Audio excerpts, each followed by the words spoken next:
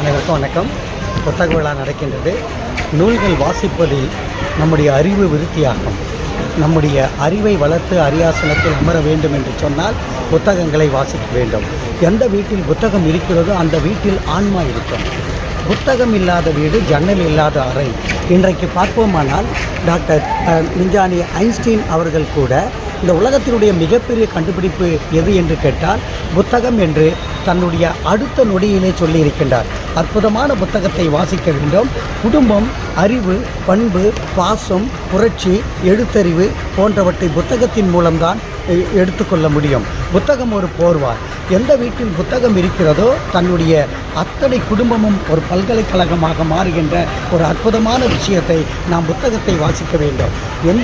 எந்த மனிதர்கள் மிகப்பெரிய ஆற்றல் பொருந்தியவர்கள் கூட புத்தகத்தை தான் நேசித்து கொண்டிருக்கின்றார்கள். அப்படிப்பட்ட ஆற்றல் வாய்ந்த விஞ்ஞானிகள் கூட புத்தகத்தை நேசித்து இருக்கின்ற ஒரு வாய்ப்பு இருக்கின்றது. பட்டிமன்றம், அது மட்டும் இல்லாமல் சொற்பொழிவாற்றுகின்றவர்கள், அதே போன்ற இலக்கிய மன்றத்தில் பேசுகின்றவர்கள் எல்லாம் புத்தக வாசிப்பதினால்தான் இன்றைக்கு மேடையை அலங்கரித்துக் கொண்டிருக்கின்றார்கள். எனவே புத்தகம் என்பது மீண்டும் சொல்கின்றேன், போர்வால். எனவே புத்தகத்தை வாசிக்க வேண்டும்.